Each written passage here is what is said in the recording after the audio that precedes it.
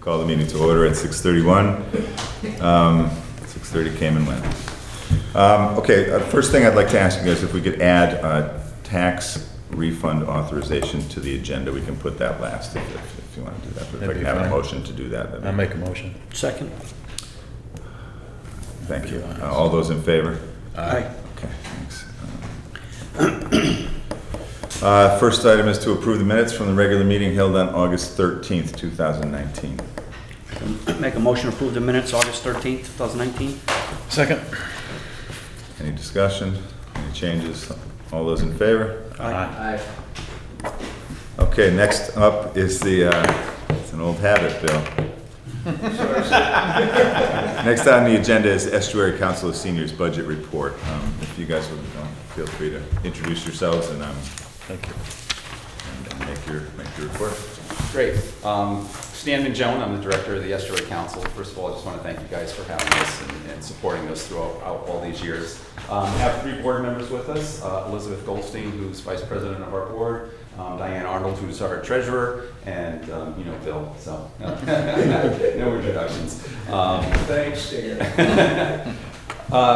Again, just want to thank you guys for your support and kind of just go through some numbers quickly, if you will, so you can see kind of what you're paying for. I don't know that we've done this in the past. I don't recall ever, so I appreciate trying to do this with all Yeah. the towns, so Yeah. and then we can answer any questions that you guys may have. So if you just look at this sheet, the total cost of our home delivered nutrition program, which is our Meals on Wheels program, is $495,974. We get a federal and state grant, which is a Title III-C grant, which totals $256,000. And donations from our meal recipients are $86,000, and our contribution from our own fundraising efforts are $32,000. So we're left with an unfunded balance for our Meals on Wheels program of $121,000, which equates to $2.37 per meal for a homebound meal that we need to come up with. And that's what the contributions from the town helps us with. With our congregate meal program, same kind of formula applies. We come down to an unfunded balance of $3.74 per meal. If we take the number of Deep River individuals who we serve with our homebound meal, which is 30 Deep River residents, for the period of 10/1/18 to 9/30/19, received a total of 5,800 Meals on Wheels. So that times the $2.37, the unfunded meal total, brings us up to $13,000. The congregate meals that Deep River residents eat in Old Saybrook, again, there's 42 residents who received 599 meals, again at the unfunded balance of $3.74, comes up to $2,240, which gives a total of $16,109. Then we apply a little formula with overhead at the estuary. 6.37% of Deep River residents use the estuary. We have a total of 7,300 for the time period of October through September, and 466 of those were Deep River residents. So it comes out to 6.37%. That allocated to our overhead is $7,000. We don't charge the towns for that. It's kind of a little gratis we give. So to make up the difference for the 17, it's a 88% discount, which comes up to $890, and then that gives us the $17,000 that Deep River contributes yearly to our cause. It's kind of a quick overview. I know I went through it quickly, but if you have any questions we could answer about how we arrive at some of the numbers, we'd be happy to answer, or any of our other programs that you may have. And if you see Westbrook on there, that's my mistake. Yeah. Should say. I think it's a great program. Thank you. is. The only question I have is on the second caption you have here, Yeah, where we have homebound meals, Deep River, 30 individuals, correct, and 5,852 meals correct. for those 30 homes. That's how many meals were served? Sure. Okay. That's through for the whole year, and some people would get multiple meals. Okay. And so, you know. I didn't know if you five deliver once a days. day or So we deliver 5 days a week. and morning, noon, and night? We deliver, so you're eligible either for a lunch or a dinner or both. Okay. So potentially some people could get, and we deliver weekends on Thursdays. So Right. potentially one person could get 14 meals Okay. every week. Okay. Mhm. So I was if you just do the math, looking at the it looks 30 like and a the lot. 5,000. It's like, And okay, no, I in understand. total, Thank you. we'll have served over 80,000 meals this year to all the 9 towns. Yeah. So Again, yeah. thank you. Yeah, that program alone, I think, is fantastic. Yeah, the It's Meals on really- Wheels program, really you know, it necessary. really, when we say this all the time, is more than the meal. You know, it's the socialization aspect, it's the wellness check on the individual Yep. who a lot of times doesn't see anyone but our volunteer driver all day. Yeah. You know, and they look forward to it, and they get to know it's the repeat individual that's delivering that meal, so they get to know that person and look forward to that. Yeah, no, my dad and my wife both participated for a while as drivers, and Yeah. they looked forward to it, I think, almost as much as some of the They recipients. do. I mean, really- we're lucky. We really have had over fun. They made 200 some good friends, volunteers, yeah. and we can't do what we do without our Yeah. volunteers. What are some of the other programs? Just if you want to just give us a brief overview. So we have of some medical of the- transportation, Yeah. which our program's a little bit unique and kind of different than a taxi service or 9-town transit, where we pick an individual up from any one of the 9 towns at their home, one-on-one with a driver, bring them to a medical appointment outside of the 9 towns. So if you're doing chemo or dialysis, say in New Haven or New London or Middletown, we pick you up. When you're done with your appointment, we're right there to bring you right back home. So Okay. that's our transportation Yep. program.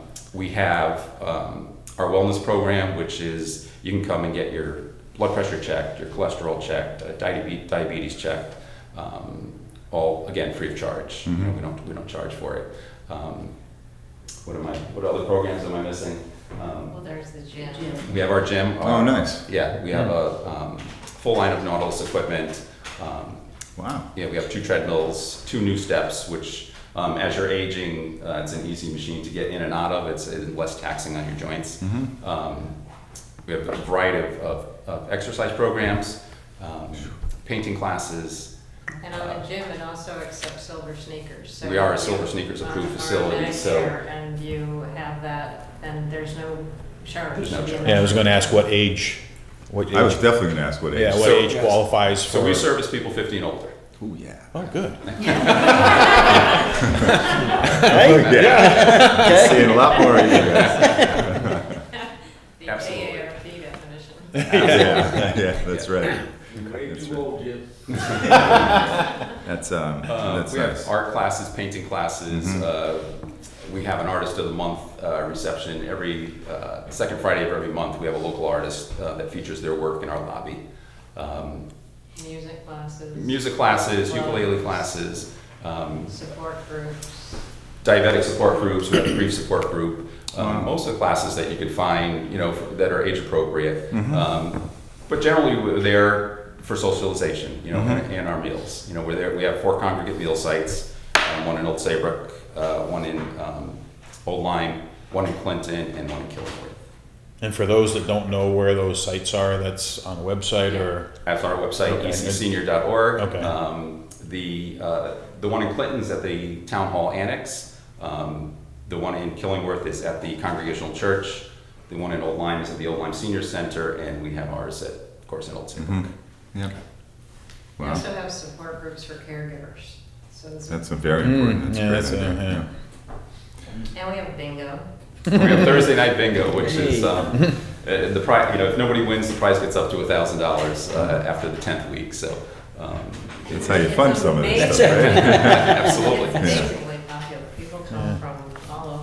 Well, I think the classes for caregivers is I think that's probably a pretty vibrant. My mom's 87 and homebound, and we have a 24-hour person with long-term care insurance, but us as the sibling, or our children and whatnot, it's Absolutely. a tough thing to see and experience. And we with see an that aging more and more, you know, parent. with you know, our parents living longer now, and then we're aging as well. So, you know, they really need that support.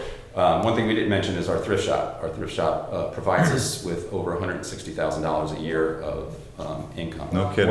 Where is that, in Saybrook It's also? right It's right in our cell. Oh, okay, wow. That's all donated All goods? donated goods, so we have essentially nothing, Yeah. tied up in inventory. Oh, wow. Oh, that's fantastic. Yeah. Wow. Didn't know that. Any other things you would like to say? Nope, unless you guys have any other questions. No, that was a great Yeah. overview. I'm really grateful I that you learned, came. I learned a mean, lot. I'm I new to read the your- table here, so I learned a lot. I read your Gazette whenever Bill drops it off, but Great. this was very nice. Nice Yeah, to our have. Gazette goes out to 3,500 homes, in the Nine-Town area, so we try to put as much information out as possible. Yeah, good. And if you have any programs or needs or ideas about programs that we might be able to help you with, to help you maximize the value that we can bring to you, we're all ears. Terrific. Yeah, I mean, we're here as a resource to help your seniors, so, Yep. in any way that, if people are coming to you with something that they think they're lacking, let us know. Mm-hmm. Okay. I mean, for example, one of the things that Clinton had asked for was a shopping bus. And we have a shopping bus in Clinton, and I think it's in Westbrook as well, and in Right. Saybrook. Yeah.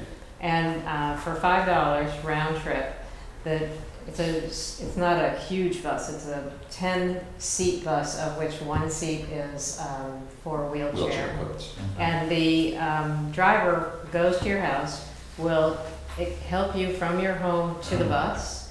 They drop you at the grocery store for some period of time, whether it's an hour or an hour and a half. And then they'll help you with groceries back onto the bus, take you home, and then help you from the bus with the groceries into your house. Wow. I always tell the driver he's got to cook lunch too for them.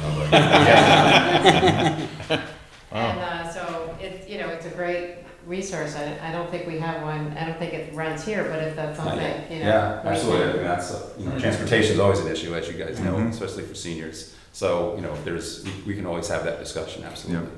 Great. Excellent. Thank you. Thank you very much. Thank Thank you. you. Appreciate it. Thank you. Thank you very much. Thanks, Bill. Keep Yeah, up Bill. the good work. All of you keep up the good work. We Yeah. appreciate it. And we'll see you, when's bingo? Thursday? It's only $100 this Thursday. Yeah, okay. Thank you. We have a wonderful service. Oh, thank you. Yeah, really wonderful. You're welcome. I agree. It's so nice to meet you. All right. We have Colin Bennett on our agenda. I don't see Colin here, but I'm sure there are folks here to speak in his stead. I'm not Colin. I'm going to speak on his behalf and on behalf of the Deep River Pride Planning Committee. My name is Katie Adams Cologne, and I'm on the Planning Committee. And I want to thank you for having us here, giving us a chance to give you an overview of what we're doing. Basically, I'm just going to go through some talking points with the event that we have planned, and then at the end, if you have any questions, we'll do our best to answer them. And anything that we can't answer today, we have an email to reach out to Colin if we need anything formal. So the festival is going to be held at the Deep River Historical Society. That's also going to be the beginning and end point for our sidewalk parade. Other activities that we have planned for the day are a queer prom, and that's going to be in the carriage house. And then on the grounds of the Historical Society as well, we'll have parking, a stage for entertainers and speakers, a place for attendees to gather, and space for vendors and food trucks. The overview for the schedule, we'll have a setup from 7 to 11, so our stage and sound, our vendors, food trucks, volunteers will be there setting up. Our sidewalk parade begins at noon. It'll go, like I said, from the Stone House to the library and then back, and that'll be all on the sidewalk. We have entertainment and speakers from 1 to 6 p.m. That's kind of what we're referring to as the festival. And so that will be where the vendors will be, and the food trucks and such. And then we have our queer prom, which is from 6 to 8, which is in the carriage house, and I'll get into a little bit more detail about that in a minute. We also have karaoke from 6 to 8 as a alternative adult activity. The queer prom is just for 15 to 18-year-olds. And With school ID. with school ID, and so that's sort of like the overview of the whole day. We'll have people there to clean up from 5 p.m. till whenever it's done, and I'll give you a little bit more detail on that in a moment. The sidewalk parade is going to start at noon. We'll have volunteers that will be standing along the side of the route to make sure it remains on the sidewalk, and have volunteers at crosswalks to make sure that that doesn't disrupt any traffic flow. And that is sort of it for the sidewalk parade. The queer prom is going to be in the carriage house. We will have adult chaperones there as well as peacekeepers. It'll be from 6 to 8, ages 15 to 18. If you are 18, you have to anyone who's there has to show a valid school ID. So you can't be 18 and out of high school. You have to be in high school, and that same thing, 15 to 18. And that's going to be in the carriage house. For the queer prom and the festival, there'll be bathroom facilities available along the route on Main Street through local merchants. We have people committed to letting attendees of this festival and of the sidewalk parade use their restrooms. We will have peacekeepers there. We're working with Pride partners from other towns, in particular New Haven, to get their contact information for peacekeepers they use and any sort of input on what has worked for them in the past in terms of peacekeeping.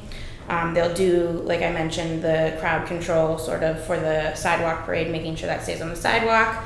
There'll be, in addition to adult chaperones inside the queer prom, there'll be peacekeepers outside should anything arise. And they will help us with sort of maintaining order in parking and anything like that. And then for cleanup, I mentioned I would go into it more. We have plans for sidewalks and streets, the Stonehouse grounds and the carriage house, bathroom facilities going in to make sure all those merchants have their bathrooms taken care of. And we are working on a trash management strategy in terms of where we're going to take that trash after we gather it all together. So that's sort of like a very high level. What? Yeah. And that's sort of like a high level overview of what we have planned. Yeah, so thank you for hearing us out. Do you have any questions? What was the date? Did you say the date? Yeah, oh, sorry, I apologize. It is Saturday, September 28th. And so setup will be from 7 till 8-ish until it's done, between like setup and cleanup, and then the event is from 12 to 6, and then the prom is from 6 to 8. So 12 to 8. Yeah. Do you have any idea of numbers of people? It's just We word of don't. mouth, social media? Yeah, we have, there's like a, We have likes and interests on the Yeah. Facebook page, which is up to, it's hard to say because it's the Yeah. first We've year. got like Right. yeah. 30,000 likes. Yeah. Like Those are 1,000. the concerns, and as Yeah, like expressed- 1,000 interests, 30,000 Right. likes, Right. so Yeah. it's hard to Who say. knows? Yeah. Well, those are the concern. The concern that I have is twofold, and I mentioned this with Sarah Herrick first, and then again with Betsy and Diane, is that the numbers is what we don't know. I've gotten an estimate of 3,000 and an estimate from Colin the other day of 30. So we don't have any way to gauge that.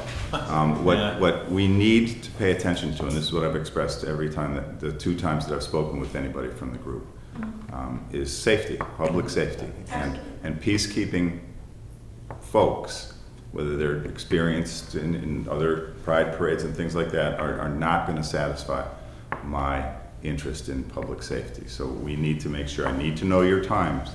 I need to know when that parade starts, and I'm not particularly fond of the idea that it's coming back that we're going to do a sidewalk parade again, because the last time we spoke, we weren't going to do that. And we already know that Durham Fair is happening, so we do not have a lot of support from the troop.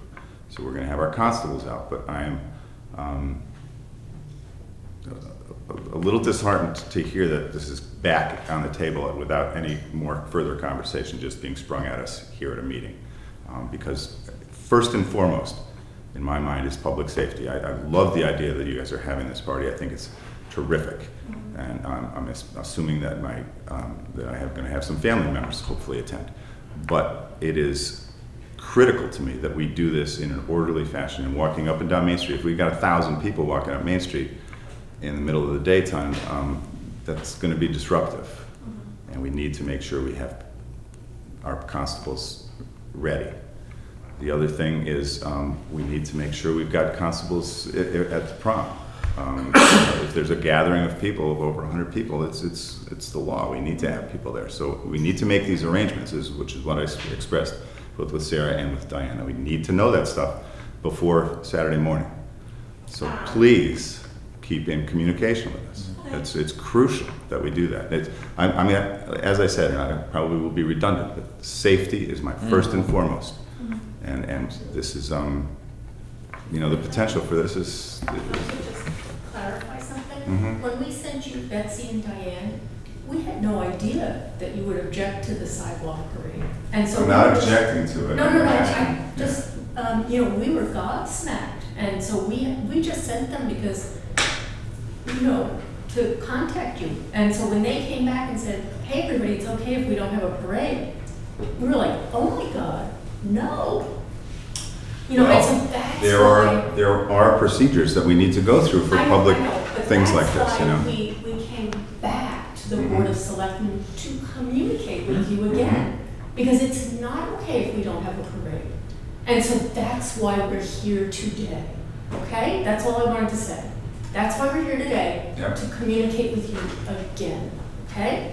And we Well, hear you let about me safety. explain something. When we have events like this in town, that are not town events, but town help, something like as extreme as the muster, these plans start a year in advance. We heard about this 2 weeks ago.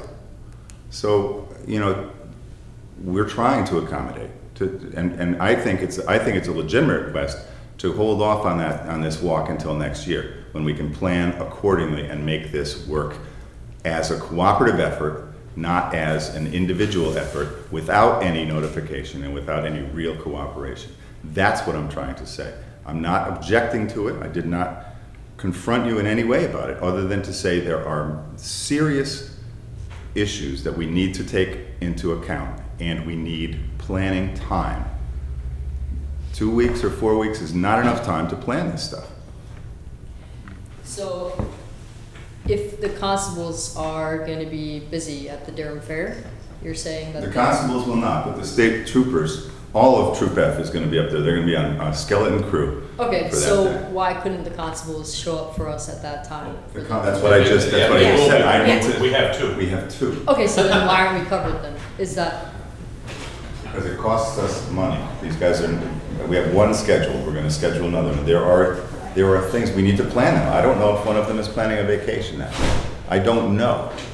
We need to have more communication than what we've had thus far. And that's all I'm asking about. I'm not trying to. Yeah, absolutely. okay, so now we know, but so for next year, we'll communicate much earlier. Well, yeah, and I think, I was just gonna say, I'm involved with the Orphan Brain Car Show that's gonna be at the Historical Society. I'm a car show guy and all that kind of stuff. And my advice to them, was they wanted to have all kinds of things and prizes and judging and all that kind of stuff. I said, you gotta walk before you run. And I would guess that you really, you don't know how many people are gonna be here. And if there are only two constables in town and 2,000 people start parading on the sidewalks, that could be overwhelming for those two people. It's not anything about against it or anything. It's It's just, safety. it's for safety of the participants and the townspeople and the people that are driving. And like Angus says, I know that, and it's thousands of people that show up for the muster, but if you have to get additional people in and pay additional law enforcement type people, that's an expense, but you also have to do it and you have to plan for it. And that's just one of the concerns that we have with the parade, the sidewalk parade.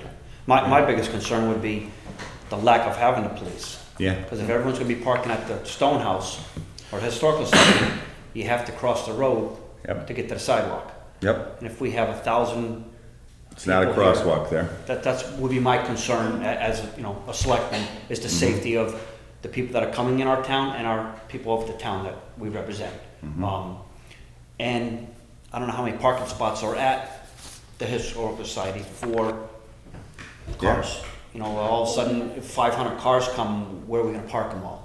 Do we have a contingent plan? I understand they've made arrangements with the church. Okay, that's what I'm just asking to see if we had another plan. And Good, Devonville okay, I'm also. just, Okay. thank So you. there is a contingency plan for that. We appreciate that you guys are concerned with safety. We absolutely are as well. We don't want anyone getting hurt ever, especially associated with this event. And, you know, we appreciate you working with us to get the constables. We know already for next year's planning that we've discussed that we need to do it much further in advance. And you'll have a much better idea next year. Yeah, How many people would? Yeah, absolutely. I absolutely agree. I think this year we won't. I don't think we'll have 1,000 people. I don't like the interest on Facebook is one thing, but I don't think that we will have that. Because of all of the things going on. Yeah, there's a bunch of stuff going on that weekend, anyways. And if you guys just heard about it, that means lots of other people just heard about it. There are other Pride events. There are other events. I don't think our attendance will be in excess of 100 at any given time, but let alone in excess of 1,000. But for now, having the constables, I think is going to be sufficient enough. The constables in connection with the additional peacekeepers from other organizations. We're not sure, and I think we need to continue that conversation about this walk. We need to have an in-depth conversation about it. And I need to talk to the troopers and see who's available that day and all of that kind of thing. Okay, what's the I'm not at all pleased with crossing the street. We've got a major intersection here. And we've got merchants that I know you've spoken with, and I know a lot of them are cooperative and very helpful in this situation, but we do have merchants that have tables on the sidewalks and all that kind of stuff. So we need to really work together on how this happens, if it happens. I apologize for interrupting. What's the best way to go about having that in-depth conversation? Just call the office, and Gina, we can schedule for any morning or any afternoon. Just call the office and we can schedule something. So I will take back those things that you said to the planning committee, and we'll reach out to you guys to give you those answers that you need. No, and believe me, I understand that the peacekeepers are an important part of this organization and other organizations like this, and I'm grateful that for their efforts, but they're not official, and in certain times they can escalate things. Not them, but the situations can escalate beyond their control, and they are not official people. Could you educate me as to what peacekeepers are, who they are, what they do? Have you ever been to? Speak to that. Let Mark do that. Mark, this is Dr. Pierce from Essex, and you know me, Claire Walsh, and we're with the Valley Stands Up. And the group had approached us as far as doing some peacekeeping, and we had some concerns, which you have expressed here as well. We are seeing ourselves more as street monitors, you know, and we are willing to assist as long as there is going to be a police presence. Yep. Because we don't want to communicate in any way, you know, that we are expected to control the crowd or any kind of. Thank you. Yeah, thank you. That's a great explanation. Well, that's what I mean, we've done this 5 or 6 times before. We did it at the rally that we had here. We wear yellow vests. We ensure that people stay on the sidewalk. We ensure that people cross with the light. We ensure that they go across the crosswalk, not jaywalk. Okay. We stand on both sides of the marchers. If a heckler comes up and I would, you know, often there is a heckler. Yes. Oh yeah. What we do is we just stand between the hecklers and the marchers, and we do not engage. We do not talk with them. We don't argue with them. We don't do anything. How many of you do you expect to be there? Good question. We had a show of hands at our meeting over the weekend, and we had 6. I expect we'll get more because we'll work with some other groups, but we can't guarantee. I can guarantee we'll recruit people, but I can't guarantee how many people will come. And our agreement with the Pride Festival is that we will do this only. It's contingent on a police presence. We are not policemen. We're not a police group. And if the only thing that we could do is call 911, that's insufficient. Yeah, no, that's said better than I could say. Yeah. That's exactly what I was thinking and trying to express, so I appreciate you saying it. I do have a question though, because we were not aware that there were monitors coming from New Haven. Is that what you're saying? Oh, we're saying that we have like multiple partners that we're working with. So sorry, I apologize. I wasn't at the meeting. I didn't recognize you as being with TVSU. So we do have Pride partners that we're working with as contingency plans for anything. So after hearing from you guys, you know, with your decision, we wanted to start coming up with contingency plans in the event that we weren't able to do that. I was just wondering though, are they going to wear any kind of a vest indicating who they are? And do these people have any experience doing this kind of thing? Yeah.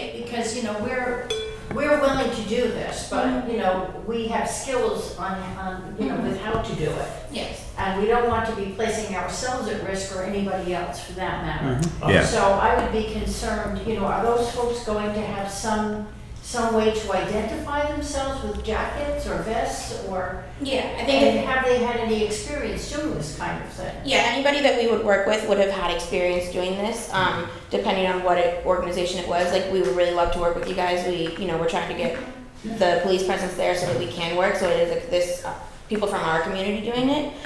If we were to have any other peacekeepers, we would make sure that they had been trained and that they were marked in some way, and that if there were multiple groups, that they were able to coordinate what they were doing. Yeah. Well, I would really appreciate if we can communicate all of the groups that are going to do that with us and sit down with Them, our or constables their And have a and game work plan. out Have a a game plan plan. for Yep. this. And that's, you know, the time is running short on that kind of thing, so. I'm also wondering if the walk can be abbreviated in some way. Would it be possible to go from the Stonehouse to Town Hall and then back? No, they have to go by the merchant district. Why? Because those are the people that gave us raffles. Oh, Those are the people that gave you what? Raffles. Oh. And they have to see where they can cash in the raffles. Oh, I see, No, okay. that's, I understand what you're saying, and I understand the distance you want to walk, but that's not a legitimate argument. All they It's have- not? No, not as an organized march. They don't have to have an organized march down to Main Street to see where they get their raffles. It's easy to walk down individually, it's easy to drive down on your way in or out of town. There are plenty of ways. It's not far enough to go to Town Hall and back. It's like. Well, that's your answer then. It's not far enough for you guys. It doesn't satisfy your need to get further. That's the answer to Claire's question. Yes. And I think that, I agree with Claire, and actually, I think, Betsy, we spoke about that, about abbreviating it, bringing it to the town hall and back, as opposed to going all the way to the library. I mean, they have to see the whole town.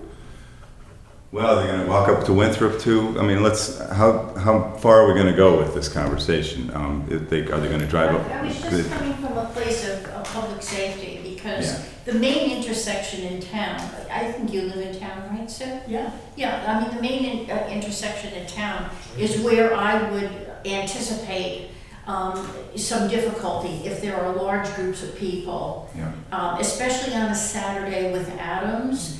And I mean, it's a very busy time for the town during the week with grocery shopping. And I mean, if you've ever been out there, you see that there's a lot of traffic. So that would be my concern, the major intersection in the middle of town, trying to negotiate safely a lot of people. I mean, if it's a small group, it's not an issue, but if it's a very large group, you're talking hundreds of people, then that would be the main place where I think, you know, things would be likely to. So- Without even thinking about it hard, I've got 4 intersections that we need to cross to get to the library and back. Or if you're gonna go to the library, you gotta count Village Street too. So there's 5 or 6 Well, intersections. it's just to get to So the we need to crosswalk have- from the library, you know, so they can cross. So you're the gonna go to the street. Chinese restaurant and back? Or you're gonna go to the library? Right, it's okay, that's what I said, and that's another intersection that we have to take into account. So we need to have people at those intersections. We don't allow a parade. In fact, one of the veterans just left here for a Veterans Day parade on Monday. We couldn't get security for the closing those streets for that parade. So they're not gonna have a parade. It is crucial that we have people at these intersections to stop traffic. If this group is larger than 20 people, and if it's organized, it becomes a whole nother thing. So when we say we have to have this parade, we don't have to have this parade. We're trying hard to make this happen and to cooperate with you guys, but we do not have to. We want to try. It's a sidewalk parade, don't we just have the right to do it? I'm not sure, we're trying hard. As an individual, absolutely have the right to do that. As a large group of people, I'm not so sure. So As what's soon as- large, it has to be under 100? Sue, I don't know, and as I said, we're working hard here to try to make this happen with very little notice. So let's continue in a cooperative effort instead of bickering back and forth about little things like this, okay? I We're don't gonna, think it's a little thing at all. I think Okay, I right here, understand. right now, we're gonna see how our town leaders feel about which equality. is what I expected. I expected you to come here and try to sabotage me into saying something like, I'm not gonna let this parade. This is not gonna happen. We're going to have a good conversation with the organizers of this group and try to make this work. That's what's gonna happen. Let's go for Thank you, I compromise and cooperation instead of. That's exactly where we're headed. That's what we need. We're not looking to squash it by any way, shape, or Yep, form. We that's just exactly need to where make we're it the best for everybody. Should be fighting with. So we'll get all of the things that you said, we'll come up with plans and answers for those, and I'll reach out to you as soon as possible with as much organized information as possible, because I agree that we can move forward with We this. can, and we will do our best. And we're all gonna learn this year as to, you know, how it will go next year, you know. Thank you very much. Yes. Thank you. Thank you very much. Katie, I don't know how to spell your last name for the minutes. Cologne, C-O-L-O-N. Thank you. Thanks very much for your time. And please call Gina and, tomorrow morning and we can arrange for a meeting. Okay? Thanks. Next on the agenda is the tax refund authorization. Our tax collector submitted a refund request as we do every month. This comes to a number, I think there are 7 people on here. And it comes to a total amount of $3,306.78. And if we can have a motion and a vote to authorize that, that'd be great. Make a motion that we authorize the $3,306.78 for the tax refund. I'll second it. Can we derail you All for a those in- second? Is it about the refunds? Okay, give me a second. No, go ahead, do your. You'll have a minute in a second. All those in favor? Aye. Yeah. Okay, great. Okay. Now we come to audience of citizens. Sorry, I just had a silly question. We approved like the energy saving stuff last meeting, right? Was that solar or is that just some sort of upgrade? No, that was It's not a solar. lighting Okay, well, and maybe heating. solar in the future. Yeah. Oh, yeah, absolutely. Yeah. There's solar up at Region 4. I We're gonna work misunderstood on it. because I was telling a whole bunch of people it was solar and I was giving them bad info. No, It not was, yet. it was an Eversource program that was Yeah. bought to us for energy management Okay. in the buildings and whatnot, Thank you but for not solar. clarifying that. No And thank problem. you guys for your hard work. I really appreciate it. Thank you. Thanks. I don't think we've met yet, but we will. Yes, we will. Any other audience of citizens? Hearing none, I will answer one that I know is a group of people on Book Hill Road and Westbrook Road are anxious to hear. The paving company has been staging for a couple days up off of Bushy Hill Road on one of the side roads there. And I anticipate that they will begin grinding up Westbrook Road and paving that this week. And I'm hopeful that they finish this week, but more than likely it'll go into next week. And then they'll move directly from there up to Book Hill Road and Essex Road, right at the intersection, to take care of those 2 roads. What about the Route 80? Anything with the state? Route 80, yes, that was the next thing. They're gonna, I jumped on you, sorry. it's okay. No, Route 80, they're going to start, grinding. They're actually working up there right now at the intersection. I can't figure out for the life of me why they're up there patching when they're gonna come by with The grinder. do the milling Yeah. next week. Yeah. But they are, so, they're gonna start milling up in Killingworth next week, and they'll be working through here, milling first the whole way. And they expect that's gonna take about 10 days, and then they'll be paving, which I expect will be another 10 days, 2 weeks. So I would suggest that from September 14th to October 14th, expect some traffic on the Expect day. issues. And we'll put that out on our website and an email tomorrow. Let's see, Firehouse, just a quick update. We've been working pretty hard with the architect. Jim came to our last fire commissioners meeting to speak with that. The proposal was suggested to be about close to $4 million. We had spoken about that. It seemed high since this has been voted down a couple of times already. So we went back to the architect and the construction company that's preparing cost estimates gratis. Just to ask them what we could do. They suggested that a metal building could cut costs significantly, and it does. And I will provide some photographs, but there are, if you go online and look at metal building firehouses, just in When they Connecticut, sent out, there was, with all the firehouses, was very, there are some spectacular buildings that we can do for about, it will cut the cost by about 25%. That's a big, that's a big Which deal. is a big number. Yeah. It also, if we do that, and I really worked hard to try to keep the existing firehouse, but if we do this, what we can do is we can build the garage bay first, so we don't interrupt the process of our firehouse. So we're not paying or trying to figure out what we're gonna do with the equipment. Move vehicles, store vehicles, all Right, that so stuff. we can Right. build that while we're still operating. Once we get the garage built, we can move our equipment over to there, move our office into the house if the house is able to stay, or move the offices here in the town hall or somewhere, and then construct that second section. So, and that'll be much faster and cleaner. I think it's the way to go. We're gonna have some plans drawn up, so I hope at our next Board of Finance, Board of Selectmen's joint meeting, we can have a conversation about that, and everybody can look at it.